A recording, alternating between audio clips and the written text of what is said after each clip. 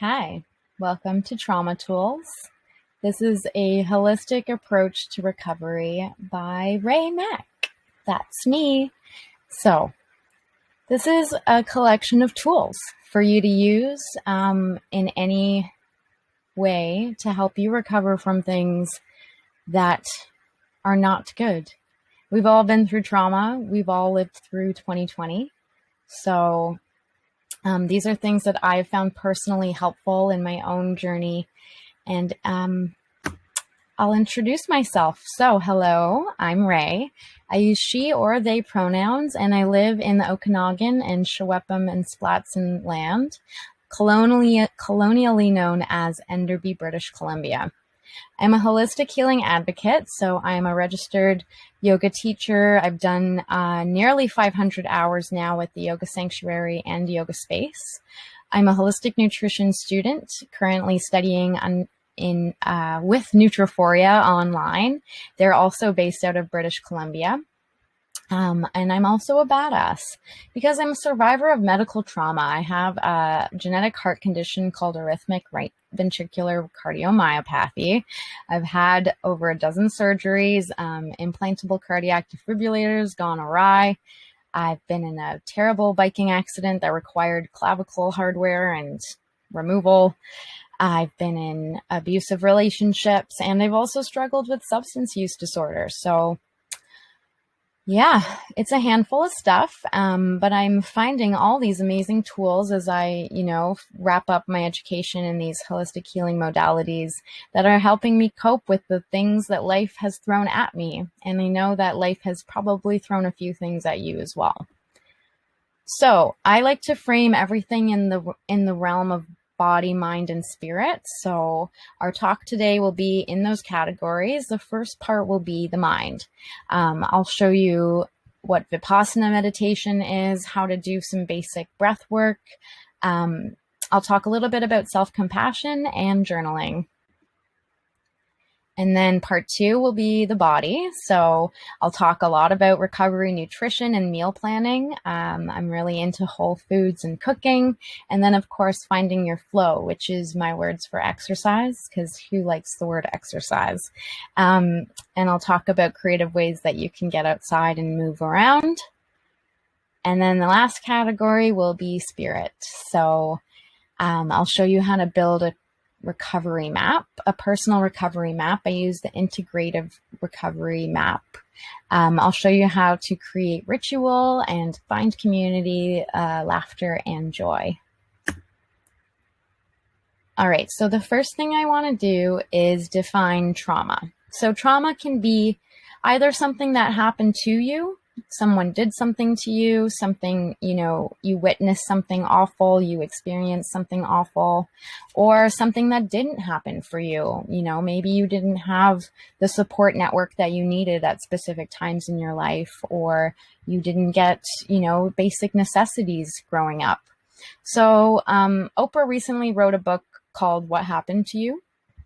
And I was listening to a podcast with her and the doctor that she wrote that book with. And this quote really stood out to me. It's, rather than asking what's wrong with me, what if we started asking what happened to me?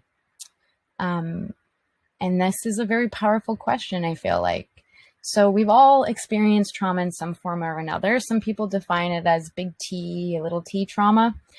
A big T would be something like sexual assault, domestic violence, systemic racism. Little t would be, getting name called, having a distant parent or having a bully for, a family member. And all these little t's can basically string together and just become one big T. And in the end, we all need ways to cope with things because, one famous guy named Buddha said, life is suffering. And, I don't mean to be nihilistic, but life can be rough, and it's important to acknowledge that and have the tools that we need to cope so that we don't turn to things like booze, like I have, for example. So I'll take this on like a little more personal level. I've been through a lot. I've had a lot of surgeries. I've lived in a lot of fear in my life. So I turned to booze to help me cope with that. And in the past, I would beat myself up. I told myself I wanted to quit drinking time and time again, and then I wouldn't, and I would beat myself up and I'd keep drinking, and it's just this vicious shame spiral.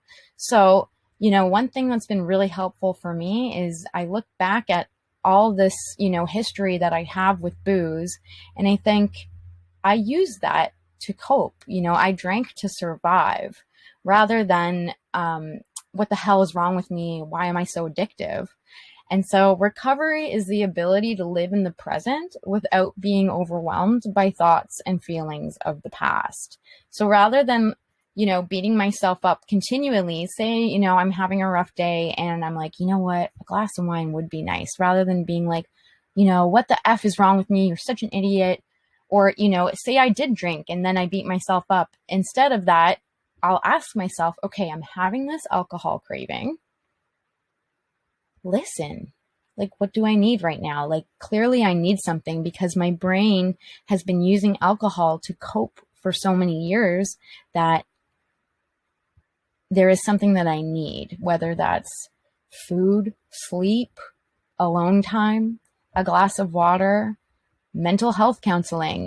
There's so many different tools now that I can turn to. So I'll talk about those a little bit more. So first category is mind. I love that photo. I want to talk about Vipassana meditation. So this is a really simple, accessible form of meditation. It originates in Buddhist scriptures and lineage, but it's also popular in Indian culture as well. It's Vipassana, I believe, is a Sanskrit word. So Ve meaning special and Passana meaning seeing. So it's a form of meditation taught by Buddha, often translated as insight into the true nature of reality. Now, this sounds super deep because, it kind of is, but it's also so simple. All it is mindfulness of breath.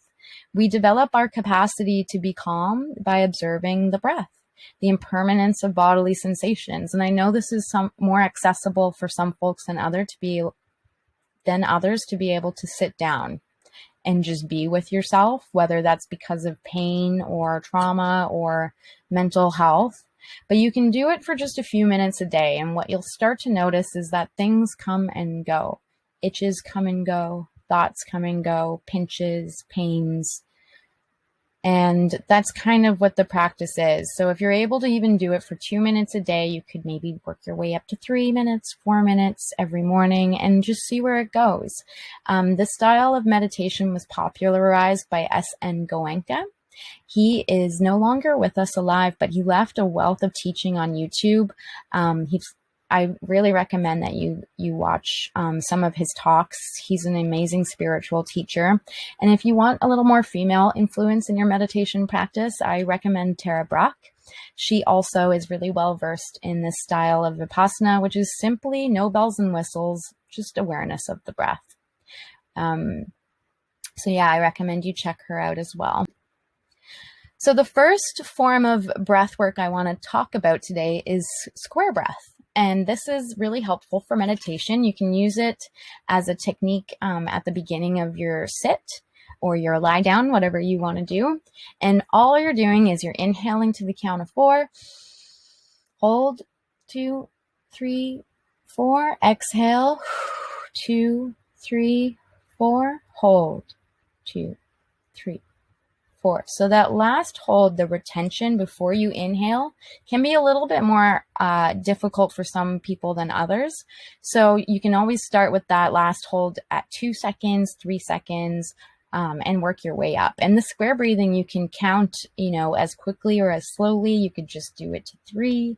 It's up to you. It's just trying to regulate all those parts of the breath: the inhale, the hold, the exhale, the retention. So this will help you activate your parasympathetic nervous system. This is your rest and digest. This is, what helps your body stop releasing stress and cortisol. It helps you calm down. And it syncs the body and the mind. It reduces anxiety and stress, and it can improve cognitive function. So if you're about to do something where you need to concentrate, you could always do a couple minutes of square breathing beforehand. So I've got this video here. I'm not able to play it in the presentation, but I recommend that you just pause right now and you can actually try it for yourself. Even if you do it for a couple minutes, I think you'll really notice that it makes a difference. And I'll move on. So the next thing I want to talk about is active breath. So this is a little bit more transformational, cathartic. It's emotionally releasing. It might help you, let go of some of the emotions you might have bottled up inside. And it can also be more energizing. This could be a practice that will help you wake you up if you need kind of a pick-me-up in the middle of the afternoon, for example. So how it works is you just inhale through the nose. Try to inhale as deeply as possible, feeling your belly and your lower rib cage expand. So I've got my hands on my belly and I'm just feeling that expansion. And then as I exhale, I'm letting it all go and I'm feeling my belly flatten beneath my palms. Inhale. And what I recommend you do is let's just jump right into it. If you hit the play button, it's just djembe drumming. It's a really nice kind of rhythmic beat. So I recommend, that you find your own music that's super rhythmic and simple, not really lyric heavy, for example, that you could do your own active breathing work too, if you're interested in doing this kind of stuff. And you could pause me right now and just listen to the beat and try it for yourself.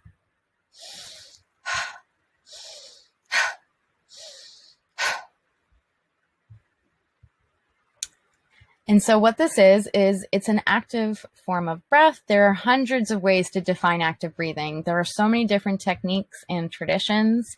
You could research pranayama, which is a yogic breath work. There are techniques and you can find these techniques that work best for you, whether it's Kapalabhati. So if you've got a notebook and pen, I'd recommend maybe writing these down if you're into more of the yogic framework of breath work. And Bhastrika breath is very similar to what I would think is an active breath work. You could also look up Wim Hof, Wimhof. He's pretty popular if you haven't heard of him. His breath work is also really popular. He's got lots of content on YouTube. And holotropic breath work is also very similar to this. If you've done any research on holotropic breath work, it can be compared to psychedelic experiences. Some people do a lot of really deep work with this type of breathing. Okay. Next thing I want to talk about is self-compassion. So first thing is mothering yourself. Now, we all have mothers, and they might not be what I'm defining as here. I'm talking about the archetypal mother. So the person who has a child and cares for that child. And it's just that energy of, okay, looking at yourself as your own mother, which might be a weird concept for some people, but it's listening to how you're really feeling and giving yourself what you need. And this just translates into self-care. And I know self-care is a bit of like a hot topic right now, but it's kind of the same concept as when the oxygen masks drop in the airplane. You need to give yourself the mask first before you can give it to other people. And that's one thing that I'm learning as I, learn all these different holistic healing modalities, is that I actually need to be taking care of myself if I'm ever going to have the energy to create this content and help other people. So making sure you're eating, getting good sleep, water, emotional connection, buying yourself that nice water filter so that your water doesn't taste like chlorine, making sure you get to the grocery store once a week and taking a few hours, to do some meal prep so that you're not hungry.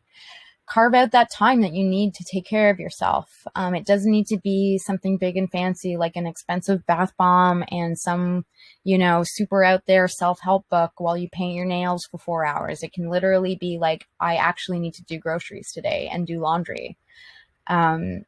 sounds simple, but also, how would you treat a friend? Sometimes it's not just the chores. It's also like taking yourself out for something nice.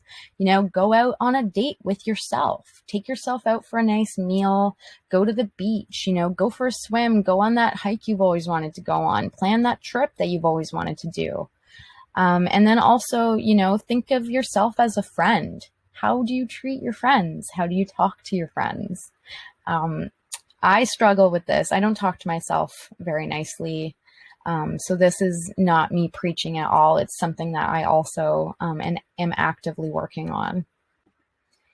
Journaling. I love journaling. I've always been a writer and a poet and all these things growing up. And I just think that words are so powerful. And this is one of my favorite quotes by Terence McKenna. He is a bit of a psychonaut. He was a huge advocate for the use of psilocybin mushrooms, but he was also really big into language. And so the quote goes, "The syntactical nature of reality, the real secret of magic, is that the world is made of words. And if you know the words that the world is made of, you can make of it whatever you wish." And so you can interpret that as you will. I think writing down our thoughts, our goals, our dreams, our aspirations is so powerful. It's really quite incredible to see how life works in mysterious ways. So it's a great addition to all of the mind-based techniques I was just talking about, meditation, breathwork. There's no wrong way to journal. I like using a physical notebook and pen. I find, just seeing those actual words come down and come out of my mind onto the physical paper, I find that just to be really powerful. You can find thousands of prompts and journal prompts online. You can start a prompt jar or make a note on your phone. So you could write down journal ideas, keep it in your jar. And then when you go to journal, you'd pull out the piece of paper. And remember to practice self-compassion in your writing. Be nice, say nice things to yourself. It's really, really powerful. And if all else fails, write a gratitude list. I know that this can sound kind of like a cop-out, but, it can really pull you out of a negative spiral. For example, I'm sitting here and I'm trying to write something and I'm beating myself up, and it's like, I'm grateful I can see a tree outside of my window right now. I'm grateful that my pets aren't affected by wildfire smoke. I'm grateful that, I picked a fresh cucumber from my garden today, and it just really lifts you up out of that dark space. And I know how dark spaces can get. So let's talk about the body. Okay, so the first category in body is recovery nutrition. As you know, I'm studying holistic nutrition, so I'm learning a lot of incredible information about how we can fuel ourselves and live optimally, and this translates into mental health so much. So, and also recovery from, addictions in general. If we're making sure that we're nourished, cravings for things like, junk food, booze, all this stuff, it does tend to start to fall away, at least for me personally. So proteins, carbs, and fats. These are the macronutrients that all basic food is built of. And we need all three of them in order to perform and function optimally. So trying to get a healthy source of each of these in every meal is key to recovery nutrition. Proteins build our muscles. They're vital for recovery from injury and trauma. Fats, there used to be a lot more fear of fat than there is luckily today. And of course, there are good fats and bad fats.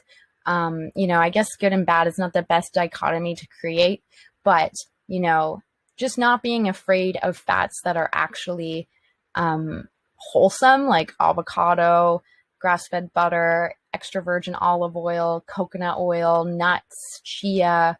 There's so many, and even healthy animal fats. If you're getting free-range grass-fed meat, you could even render duck fat that is really good to be using in your cooking. There are so many amazing sources of fats that you can use. as long as it's something natural. And then, of course, carbs. So there is still a lot of fear of carbs in today's society. And I think that, if we just reframe that from like white, empty carbs, which is like refined flours, refined products that literally act like glue in our digestive system. So the healthy bacteria in our guts, our microbiome, it uses these carbs as fuel. And so if we're feeding ourselves healthy carbs like whole grains, there are so many different forms of grains and rices and pulses that you could try. Those actually help clean our digestive system, our digestive tract. It helps everything move properly. And I'll talk a little bit about that in Eat Your Greens. But all of these things are important. So I'm going to talk about packaged snacks a little bit because, I was eating Skittles and salt and vinegar potato chips last night, and I was thinking exactly about this point that I was going to be talking about today. And I'm like, yeah, it's amazing how addictive these substances are. I wouldn't even call it food. It's just literally, it's like something that I'm using as a cross addiction because I'm not drinking right now. So I'm like, I'm going to eat a few Skittles at the end of the night, But in the end, packaged snacks are designed to make you crave more and eat less whole foods. They are not nutritionally dense. So that means they're high calorie and low nutrition. And you're paying more for advertising, marketing, and the package itself than what's inside. So, I'm talking to myself just as much as I'm talking to you, but making your own snacks.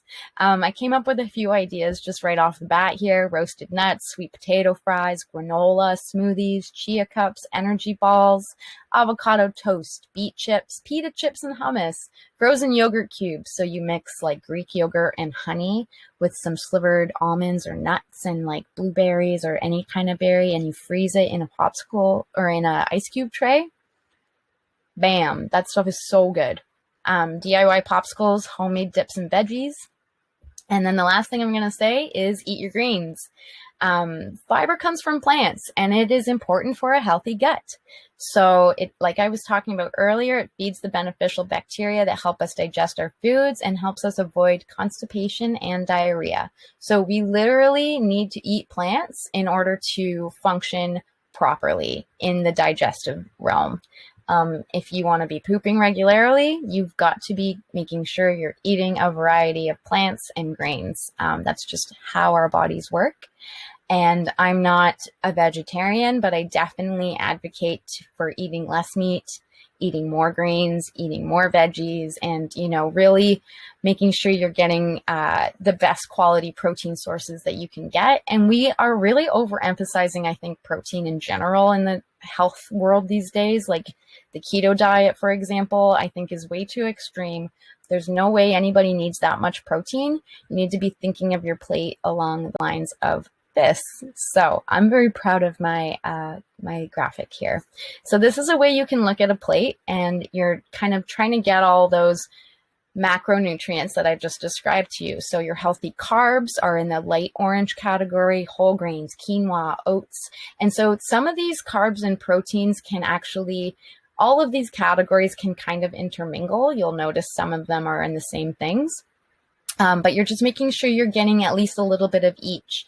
So potatoes, beets, carrots, all those root vegetables are really healthy carbs. Buckwheat, plantain, beans, rice. Beans and rice also work in tandem as a protein.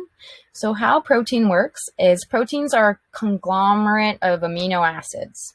And so there are like 20 something different amino acids, and a whole protein has a certain combination of those.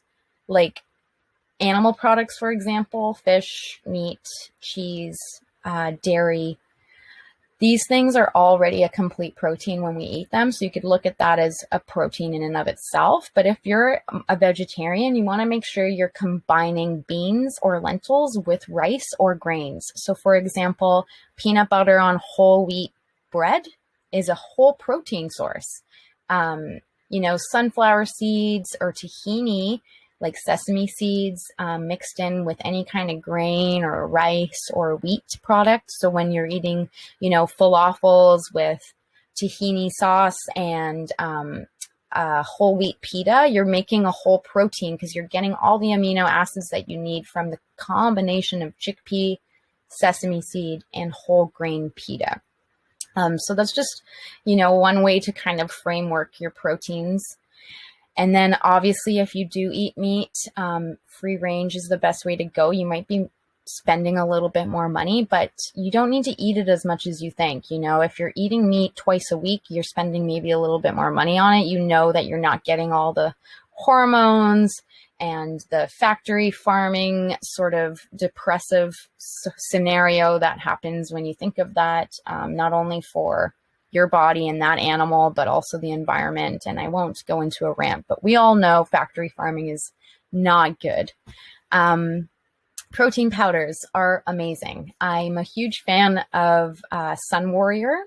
You can blend protein powders in your smoothies, in your yogurt, in your granola, in your chia cups, and that's a great way to incorporate protein in your meals. Eggs are an amazing form of protein. You can also snack on eggs. People don't snack on eggs enough. Okay, and then the last category, or there's two more. So fat is that kind of darker orange. So you want to make sure you're getting at least a couple tablespoons of healthy fat in every plate. This could be your oils that I was talking about. Chia and hemp and flax seeds are all amazing fat sources. Avocados, nut butters, tahini I mentioned. Eggs are a protein and a fat. Butter, cream, cheese. If you're getting, good quality sources of these fats, they're going to be doing your body wonders, especially our mental health. Our brains are mainly formed with fat.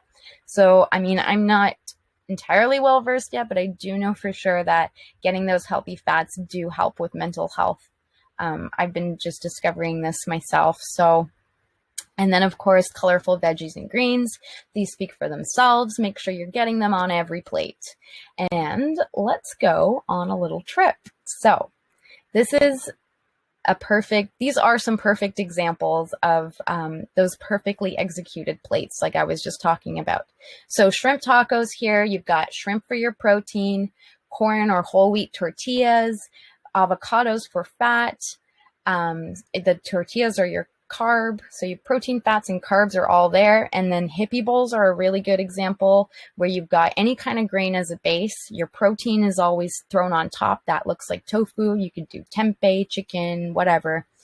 And then, of course, all your colorful greens and a nice oil-based dressing and some avocado for fat. Mwah. You've got a Mediterranean style bowl here. So it looks like carbs. I'm seeing it looks like some kind of grain or seed is incorporated in there. Maybe it's quinoa or rice. And then there's eggs. It looks like halloumi cheese, lots of olives, avocado. There's your healthy fats, and your fried veggies. Hell yeah, tomatoes into it. Korean style here, you've got like a bulgogi bowl, egg, and maybe that's mushroom or beef. And then all your colorful veggies, your healthy fat could be that dressing and some avocado, brown rice. And here we've got a vegetarian meal. So there's your grains and your legumes or your chickpeas. So that creates your whole protein. And then, of course, it looks like there's some spinach and cilantro thrown in there. I would even throw some more greens in that personally. And then we've got like a noodle bowl. So you fill in the blank for those, meatballs. You could do a vegetarian style meatball as well. And then it looks like, there's probably coconut oil in that soup stock and lots of healing herbs like turmeric and cumin and stuff like that. You've got some onion and garlic and lime. Like, this looks amazing. I'm getting hungry.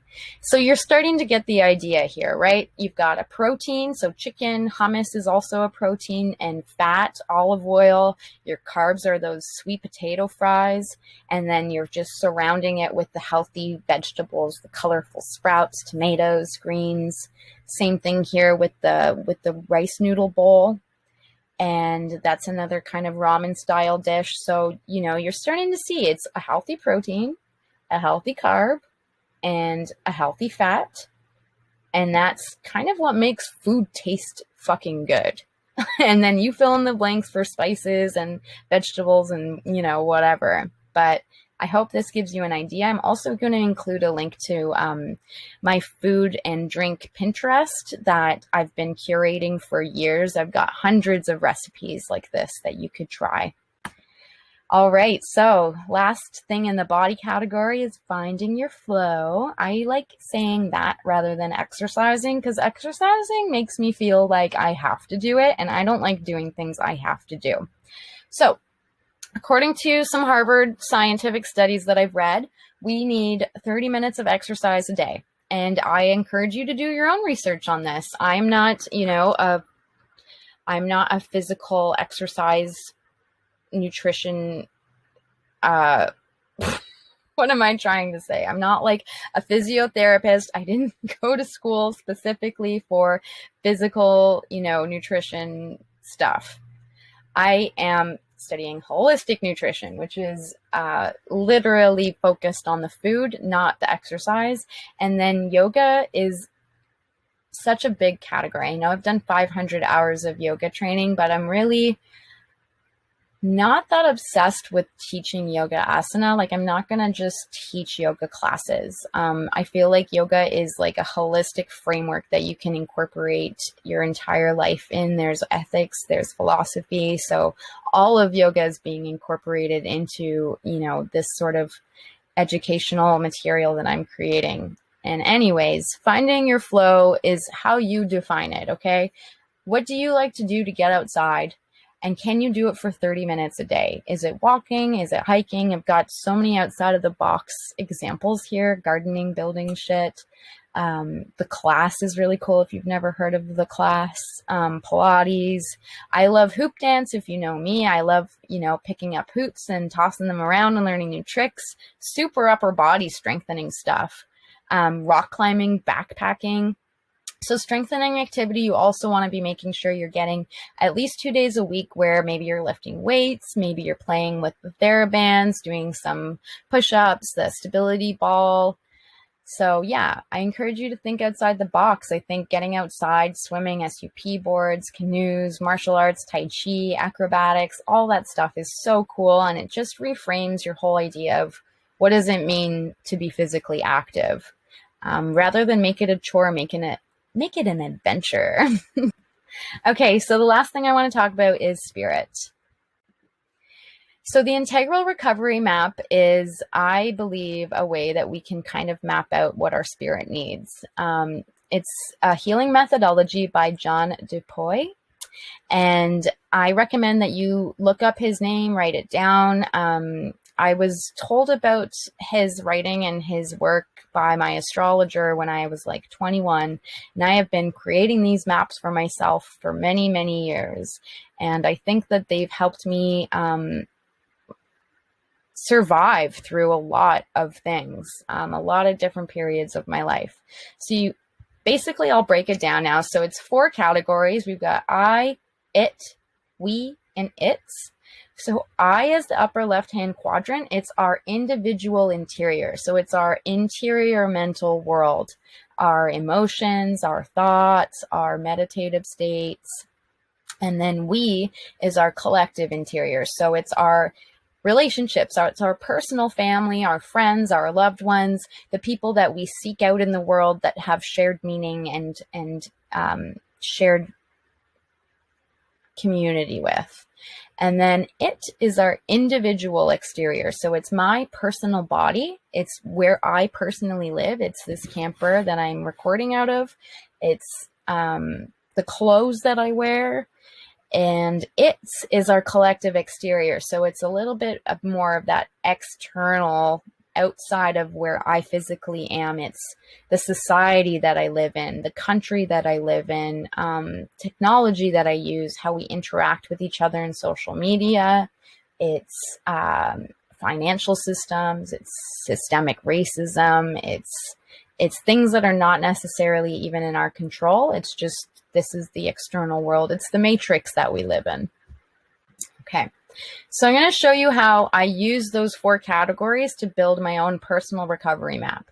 So this is stuff that I'm currently doing and things that I want to continue doing, and also things that I would want to incorporate more of. So you can do this there's no wrong way to do this. And sometimes the categories intermingle, but I'll just kind of show you basically how it works here. So I is my individual interior. So what am I doing for my own mental health?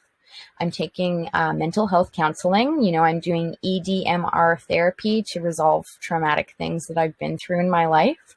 I'm on a small dose SSRI inhibitor prescription. I am not ever going to say that pharmaceuticals, you know, are bad. I think that they can really help people, and I'm in the midst of figuring out my own, you know, personal dosage and story with that. So, you know, it can help folks, especially if you're in really dark places. I've dealt with, you know, suicidal ideation. So sometimes you do need something a little bit more than just getting outside and healthy eating to help you get out of a dark space. Daily meditation practice, these things can all work in tandem. You know, I can take an SSRI inhibitor and I can meditate too. CBT, so cognitive behavioral therapy and talk therapy, have been really helpful for me. Keeping a daily journal and social media timers, taking technology breaks, making sure I'm actually able to be with myself and sit with myself, you know, at certain moments in any day. So the next is we, underneath I. That is my family, my friends, my personal relationships. So what am I doing to keep that category in my life alive and thriving? I like cooking healthy food for my family and my friends. I stay in touch with my friends by doing audio or video messages. I do group therapy calls with an amazing sobriety group called The Disco. It's on Discord. There are a bunch of amazing queer folks that I find so much community with and recovery with. There's pottery classes my husband and I take.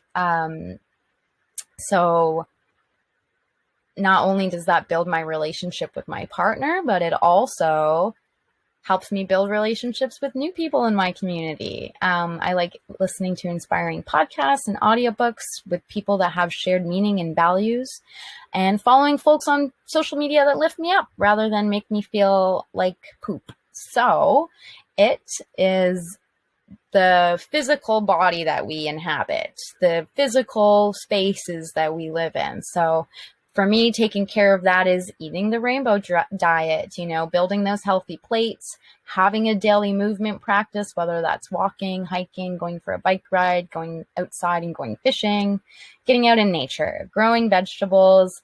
Sometimes, you know, I just need to get in the shower and put in some curl cream and throw on some eyeliner, and it does a world of difference for me. You know, I'm not a huge makeup beauty advocate, but I do think that, you know, sometimes just kind of changing my clothes can make a world of difference. And then, of course, avoiding the big ones like sugar, alcohol, caffeine, and junk food as much as possible. And like I said, I am no saint, but obviously being aware of that stuff is really helpful. Last category is it's. Like I described, it's the matrix that we live in. It's our society. So things that I can do that help me feel like I'm creating a better, you know, world that I live in are buying a local CSA share, supporting local food systems, going to farmers markets, donating to organizations and charities when I can. You know, there's racial injustice, not only in Canada, but in the United States. So helping to donate to, you know, whatever I can when I have an excess of wealth has, you know, helped me kind of feel like I'm doing, you know, something to support that. Providing free content to support other folks in their own recovery. So that's why I'm creating this webinar for anyone that signs up for my newsletter. It's my way of reaching out to you in that external ether out there and saying, hey, you know, maybe you're going through something similar. Hopefully this helps you, because it really helped me. And that's all I'm trying to do. Also relocating from Toronto to British Columbia. I wrote that backwards. You know, that was a huge shift in my external reality. And, you know, it was a little bit of a rough transition, but I think it's been for the better. You know, I feel like I'm starting to figure out how to live my best life. And of course, like I mentioned, using technology to connect and thrive. You know, I'm figuring out how the hell do you record a webinar? I've tried recording this thing a few times now, and, you know, it empowers me. So now I can create this content more in the future. So creating ritual is also really powerful. morning routines, evening routines. These are things that have been really helpful for me, specifically with drinking.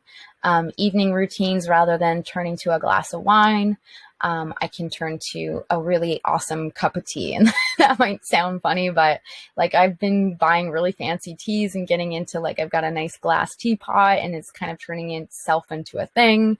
You know, I'm really into fucking good coffee and iced coffee these days, even though caffeine, I try to have like 1 or 2 coffees tops a day. You know, it's the middle ground. All of this stuff is the middle ground. It's not like never ever do this, only do this. It's just like, here are ways that you can kind of meet yourself halfway. So morning routines are the same thing. If you start yourself off on a good foot, if you're taking care of yourself, you're calming your nervous system rather than like waking up in fight or flight and being like, oh my God, I have to rush and everything is awful and blah, blah, blah. You're like, okay, I'm going to give myself 10 minutes to like write something in a journal and like have a nice, you know, morning beverage and listen to like one song before this day begins. If you're able to do that, it does make a world of difference.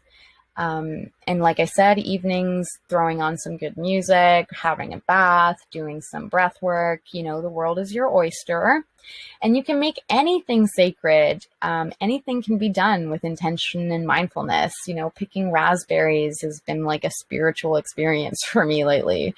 Creating a beautiful meal, cleaning up your space. You know, we hung little LED lights around our camper, so it feels just so much more magical.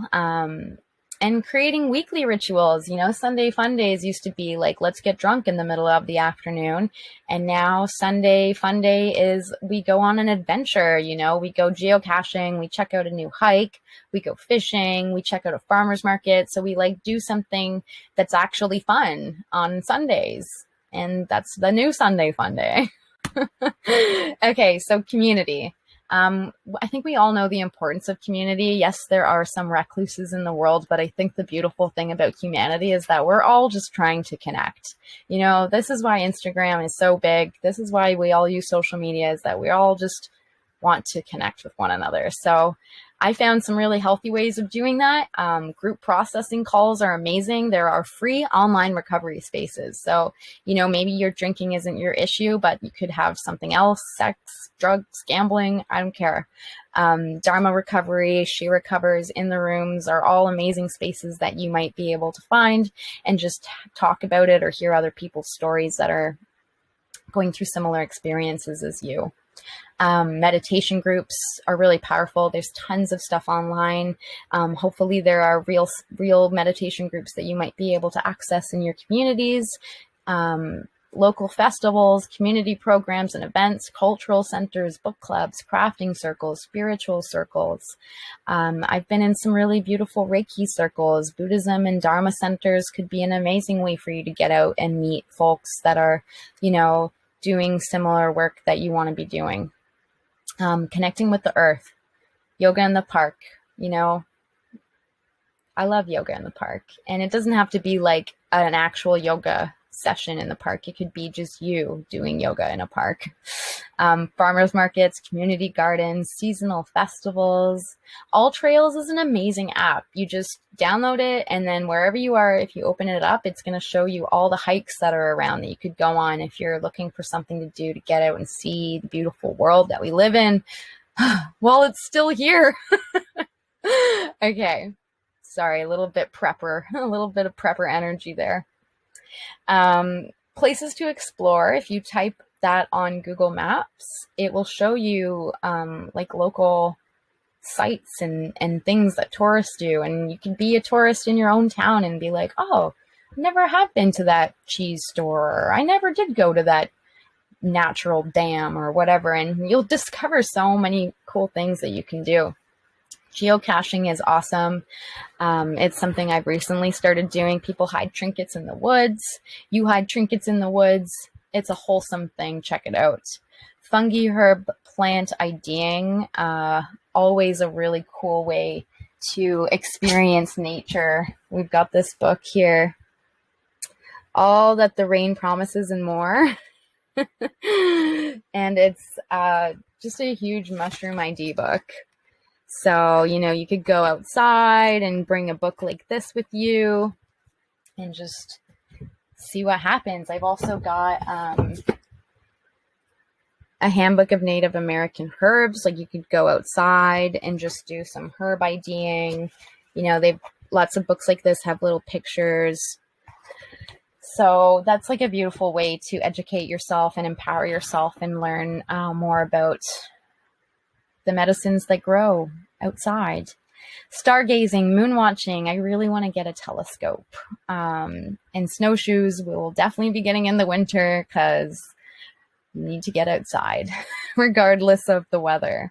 And bird watching is a new one that I never thought I would get into, but it's pretty cool. I like birds.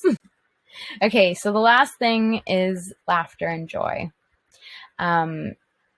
Like I mentioned earlier, I have dealt with some really dark periods in my life. I've been in the hospital for suicidal ideation, so I think laughter and joy is really medicine, and it's something that we all need. And you can access it really easily. We've got Netflix, we've got YouTube.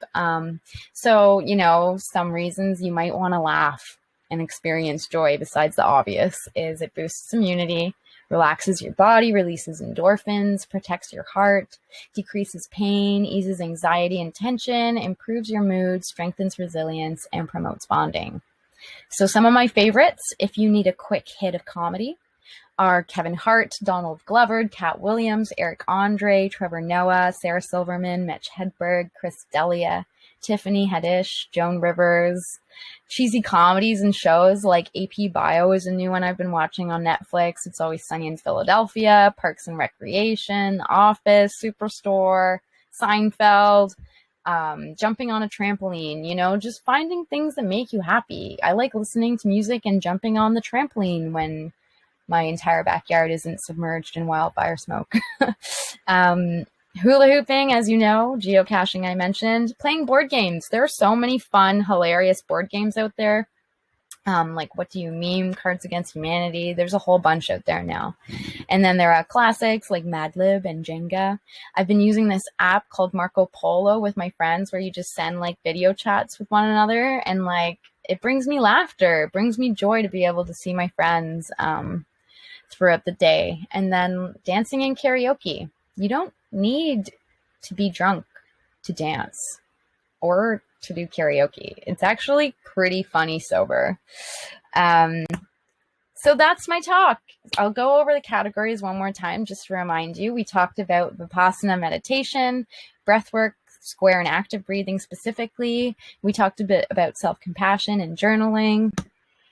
And in the body realm, we talked about recovery nutrition and meal planning, finding your flow, whatever you like to do for exercise.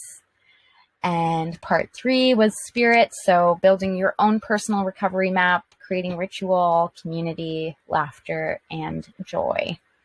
So that's me. That's Trauma Tools. I really hope you enjoyed it. And if you've made it this far, thanks. I'm so glad that you gave me the time of day to talk. And I really hope that you have some tools now in your own toolbox to turn to for all the crap that life may throw. So if you'd like to connect more with me, I'm active on Instagram _RayMac. www.raymac.com is where you can find my blogs and recipes and anything else that I might be working on in the future.